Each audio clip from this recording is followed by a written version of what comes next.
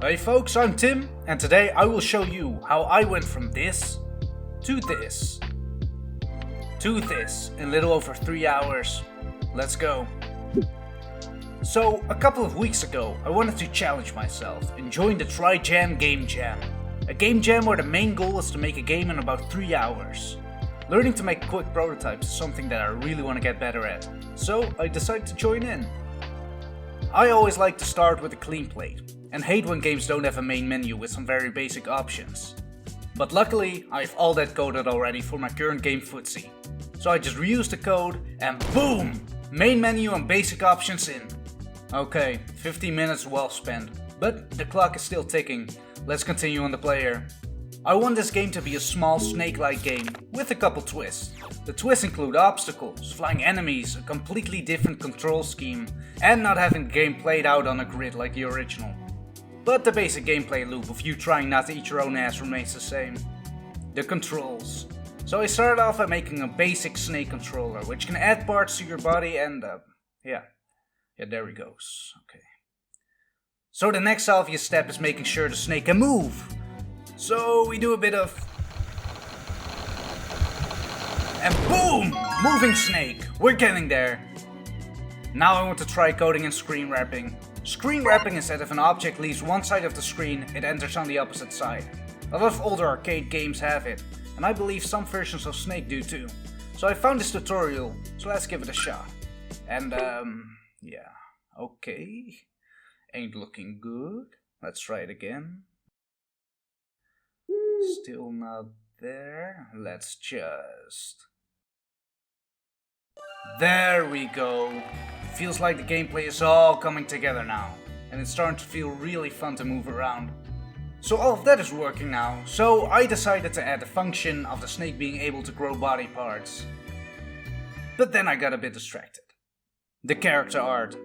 Even though it probably would have been smarter to completely finish the gameplay loop before starting to create the art, coding got boring and I wanted to have some quick fun.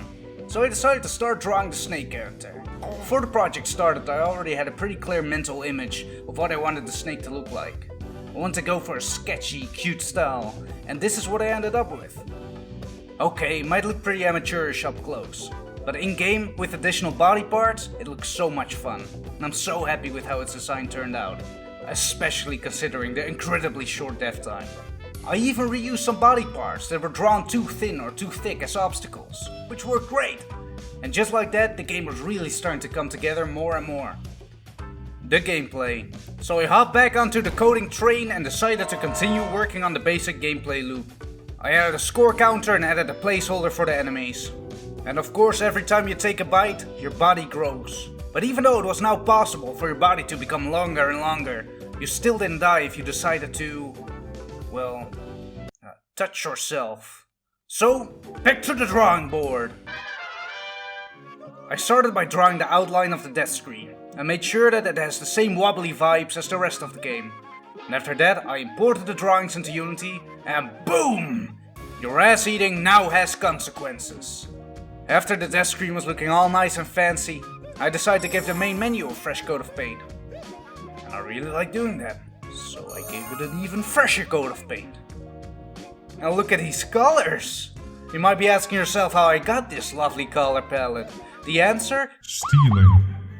I recently bought this graphic novel, and I love the red tones on the clouds. So, I just kinda took it. The color palette just works really nicely with the main menu. And I liked it so much that I just decided to recolor the whole scene with these colors. And they were absolutely what the game needed. I first decided to only recolor the insides of the obstacles. But after giving it another look, I decided the outlines needed to be the same color family as well, for ultimate color consistency and visual clarity. So now the game is pretty much polished and oh shit, the enemies. I started by creating around 40 different spawn points around the map, and made it so the enemies chose a random one of the points to pop in. I also coded in that whenever an enemy spawns, they randomly choose to rotate somewhere between 0 and 360 degrees. And created 3 path variations for some additional randomization. And the faster the enemy goes, the more points you'll get.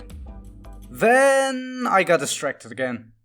I realized the game needed some more visual feedback, especially when enemies spawned in and when you ate them. So I created a little poof animation. And when the poof animation was done, I of course implemented it into the game. Then I cut off some parts and turned it into an easy bite animation. This greatly improves the feedback and clearly shows when an enemy gets eaten or when they spawn in. Then it was time to finally draw the enemies. And since they zoom around like flies, I decided, hey, why not make them flies? So I did. I made this cute animation of the fly just flapping around. And then I changed the eyes and mouth 2 times to create some variation between the flies. I then assigned the dangerous looking ones to the fast ones and the more soft looking ones to the slow ones. And bam! Just like that, the game is pretty much done. The only thing that was left to do was to create and implement a little tutorial to explain the basic controls. And then it was time to build and hand in the game to the jam. Due to it being my first time, I did have some trouble making sure the game was playable in browser. But after some trial and error, it eventually ended up successful. So, when the page was all done and set up, I sent it to the jam, and it was time for me to get some well-deserved rest.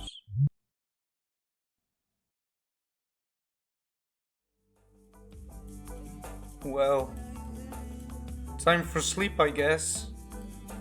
So, I woke up in the morning and started to learn a bit about 2D optimization. I did a bit of this, I did a bit of that, lowered these numbers, and boom! SLANG 1.1, baby! So when the game was released, I ended up getting some absolutely lovely responses. And even ended up winning the jam at number 1. Holy shit. I joined my first try jam, I won the jam, and this is my first game jam actually number 1. So sick, so sick. So yeah, I'm very happy with how it all turned out. I got some awesome responses on Reddit as well. So needless to say, I'm very happy with the response. Especially considering that this is my first 2D game as well.